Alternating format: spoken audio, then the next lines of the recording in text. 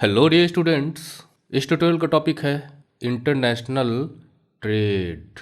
Means अंतर्राष्ट्रीय व्यापार, जिसमें कई कंट्रीज़ आपस में शामिल हों, वो सब आपस में exchange of goods and services ये कैरी ऑन करें तो इंटरनेशनल ट्रेड हो जाएगा। इंटरनेशनल का मतलब ही है when other countries are involved, और नेशनल का मतलब है when only one country is involved. Okay, तो ट्रेड के बारे में हम ऑलरेडी भी पहले भी पढ़ चुके हैं, जिसमें एक्सचेंज ऑफ गुड्स होता है अमंग पीपल, मतलब लोगों में चीज़ों का सामानों का आदान प्रदान होता है। और ये एक्सचेंज सिर्फ पीपल तक ही सीमित नहीं रहता, स्टेट्स के बीच में भी होता है और कंट्रीज़ के बीच में भी होता है। इसे हम ट्रेड कहते हैं। मतलब ट्रेड में थिंग्स आर एक्सचेंज, ए से बी के पास गई, बी से सी के पास गई। इसमें मैन्युफैक्चरिंग शामिल नहीं है, बल्कि एक ट्रेडर या ट्रेडिंग में या व्यापार में जो बनी बनाई चीज़ें होती हैं वो मूव करती हैं एक जगह से दूसरी जगह, एक व्यक्ति से दूसरे व्यक्ति तक। अब वो चीज़ें कहीं तो हमें अवेलेबल होनी चाहिए जहाँ से हम उन्हें लेंगे, और इसमें मनी इन्वॉल्व है, आखिर हम उसे खरीदेंगे ना उन चीज़ों को। दैट इज़ वाई कि मार्केट एक ऐसी जगह है जहाँ पे ये ट्रेडिंग होती है। Means where such exchanges take place. According to book, exchange of goods among people, states, countries is referred to as trade.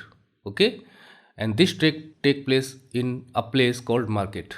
अब आप आसपास रहते होंगे, मान लीजिए गांव में ही रहते हैं, तो आपके नज़दीक में कोई ना कोई मार्केट तो होगी। अब वो छोटी मार्केट होगी।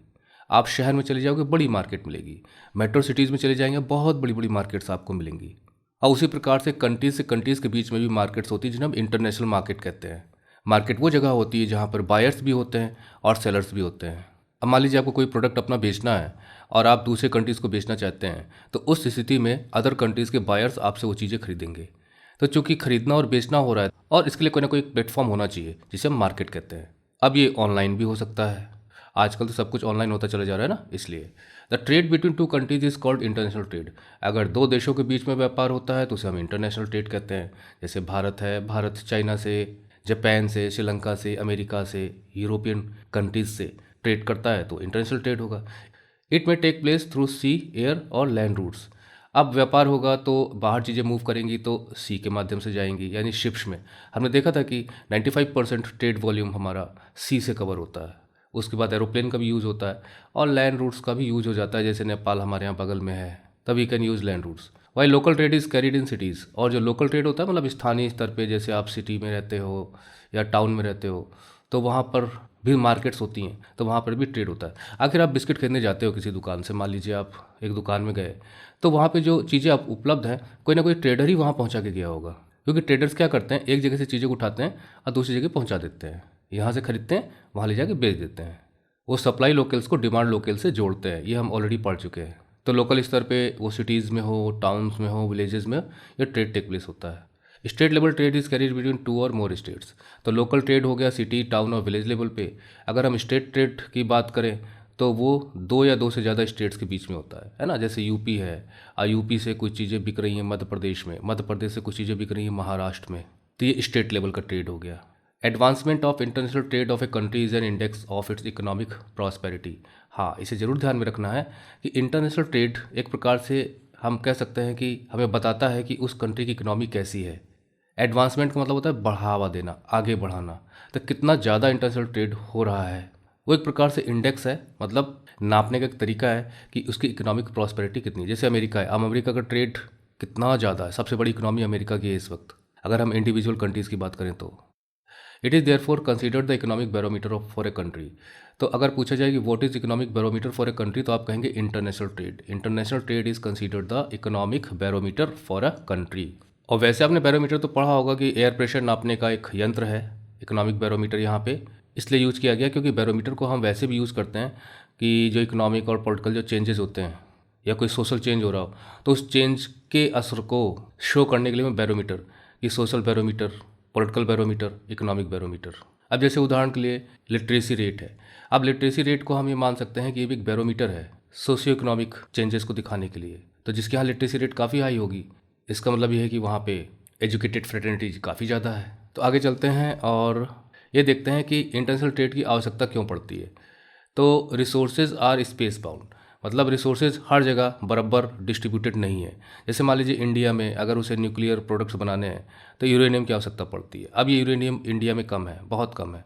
अब उसे ऑस्ट्रेलिया से मंगाना है क्योंकि ऑस्ट्रेलिया में है, रशिया भी उसे प्रोवाइड कर सकता है। अब ऐसी स्थिति में रिसोर्सेज यहाँ पे नहीं है पर यहाँ पर हैं, तो यहाँ से मंगाएगा, वो यहाँ से मंगाएगा और प्रोडक्ट को तैयार करेगा।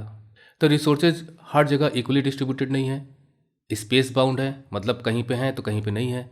No country can survive without international trade, इसलिए इंटरनेशनल ट्रेड के बिना कोई भी कंट्री जीवित नहीं रह सकती। यहाँ कंट्री के जीवित न रहने की वजह उसकी इकोनॉमिक कंडीशन को बताया जा रहा है कि इंटरनेशनल ट्रेड से ही जिन चीज़ों की ज़रूरत हमारे देश में नहीं पूरी हो पाती है उसे हम बाहर के देशों से मंगाते हैं। अब जैसे पेट्रोलियम है, अब हमारे यहाँ पेट्रोलियम अगर हम आयात अभी बंद कर दें, दूसरे देशों से मंगाना बंद कर दें, अरब कंट्रीज से है या अमेरिका से है, तो उस स्थिति में हमारे यहाँ गाड़ी मोटर कैसे चलेंगी, क्योंकि हमारे यहाँ पेट्रोलियम्स के भंडार कम हैं। तो इसलिए रिसोर्सेज स्पेस बाउंड है, हर जगह उपलब्ध नहीं है। जिन जगह उपलब्ध हैं वहाँ से, जिन जगह उपलब्ध नहीं है वहाँ पे वो उपलब्ध कराए जाते हैं, और इसलिए इंटरनेशनल ट्रेड की आवश्यकता पड़ती है। Export and import are the components of trade, बहुत इंपॉर्टेंट, एक्सपोर्ट एंड इंपोर्ट। मैं ऊपर ही बताने वाला था लेकिन मैंने जानबूझ के नहीं बताया क्योंकि इसे आगे आएगा, मुझे पता था। क्योंकि जैसे बताया गया कि इकोनॉमिक बैरोमीटर, तो इकोनॉमिक बैरोमीटर किसी भी कंट्री का, चाहे कितना भी एडवांसमेंट ऑफ इंटरनेशनल ट्रेड हो, अगर एक्सपोर्ट ज़्यादा हो रहा है तो इट इज़ रिच, अगर इम्पोर्ट ज़्यादा हो रहा है तो उस कंट्री को हम बहुत ज़्यादा रिच नहीं कह सकते, हम पुअर कहेंगे। क्यों? क्योंकि वो बाहर के देशों से मंगा रहा है अपने यहाँ, वो खरीदारी कर रहा है, खरीदारी करने से उसकी जो करेंसी है वो बाहर जाती है।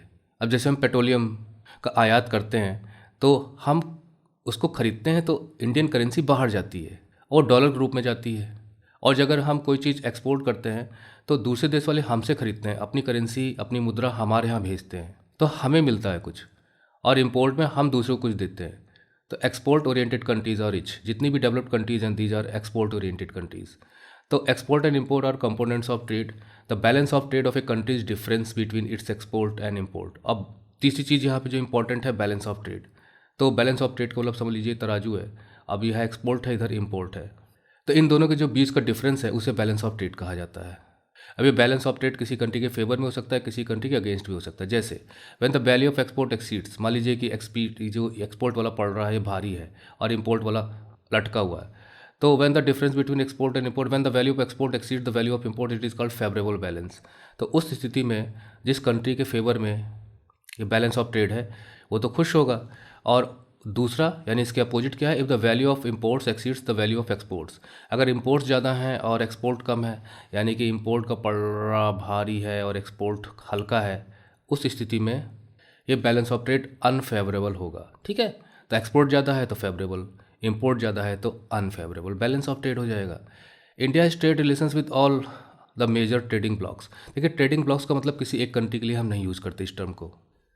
जैसे आपने राइज ऑफ नेशनलिज्म यूरोप में जॉल्वरिन के बारे में पढ़ा होगा, ओके, तो क्या था, फ्री ट्रेड एरिया था। इसी प्रकार से ट्रेडिंग ब्लॉक्स हैं बड़े बड़े, जैसे उदाहरण के लिए जो यूरोपियन यूनियन है ना, जिसमें 27 कंट्रीज़ मिलकर और 3 कंट्रीज़ और मिलके, या अब क्या है मुझे नहीं पता, एक उन्होंने यूरोपियन इकोनॉमिक एरिया डेवलप किया हुआ है। तो यहाँ पे free movement of goods and services, capital etcetera होता रहता है। तो एक बहुत बड़ा ट्रेडिंग ब्लॉक है, बल्कि हम कह सकते हैं दुनिया का सबसे बड़ा ट्रेडिंग ब्लॉक। फिर अमेरिका है, कनाडा है और मैक्सिको है, इनका ट्रेडिंग ब्लॉक है, जिसे नाफ्टा कहा जाता है, north American free trade agreement. APEC देश हैं, जिनको कि एशिया पैसिफिक इकोनॉमिक कोऑपरेशन, ऐसे इंडिया में लें तो सार्क है। तो इस प्रकार से ट्रेडिंग ब्लॉक्स हैं। तो भारत लगभग सब ट्रेडिंग ब्लॉक से जुड़ा हुआ है, और जितने भी अलग अलग कंट्रीज़ हैं, जोग्राफिकल रीजन्स का मतलब ग्लोब पर जितना भी क्षेत्र है सब जोग्राफिकल रीजन्स ही तो है। उन रीजन्स में कई रीजन्स कंट्री के रूप में जाने जाते हैं, तो व्यापार होता रहता है। इट इज़ गुड थिंग कि India trades with all trading blocs and other geographical regions. और फिर WTO का भी तो सदस्य है इंडिया।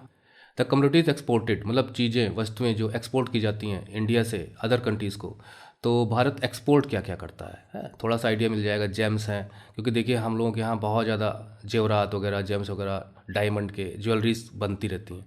तो जेम्स हो गए, ज्वेलरी हो गई, केमिकल्स का भी निर्यात करता है भारत, और केमिकल से रिलेटेड प्रोडक्ट्स का भी, एग्रीकल्चर का भी करता है और एग्रीकल्चर से रिलेटेड प्रोडक्ट्स का भी। तो ये हमारे एक्सपोर्ट आइटम्स है। अब देखिए इसमें मशीनें नहीं हैं, इलेक्ट्रॉनिक गुड्स इसमें शामिल नहीं है, देख रहे हैं आप।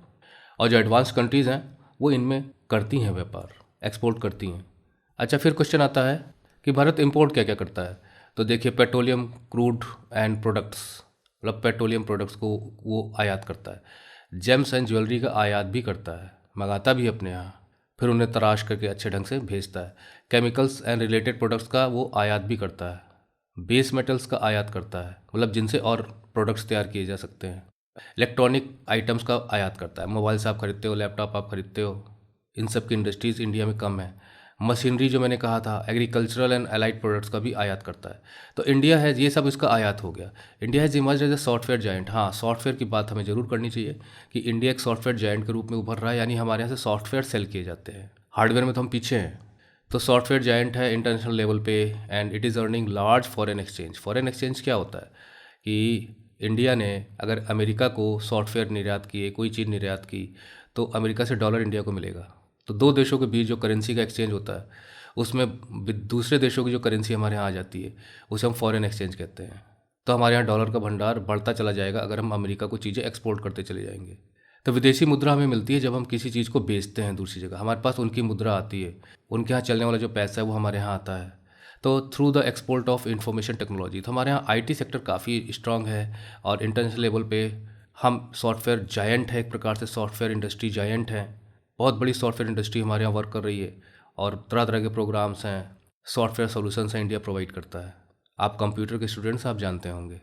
तो आगे चल के अगर आपको कोई इंडस्ट्री डालनी है तो आप मैन्युफैक्चरिंग का काम करेंगे, और अगर आप ट्रेडर बनते हैं तो आप लोकल लेवल पे इधर से सामान खरीदा उधर बेच दिया, और इंटरनेशनल लेवल पे भी आप एक्सपोर्ट कर सकते हैं, चीज़ों को इंपोर्ट कर सकते हैं, एक्सपोर्ट इंपोर्ट मार्केट में जा सकते हैं। ओके, ये ट्यूटोरियल पार्ट यहीं खत्म होता है। Thank you for watching the video tutorial. See our notes series videos also. Study well and take care.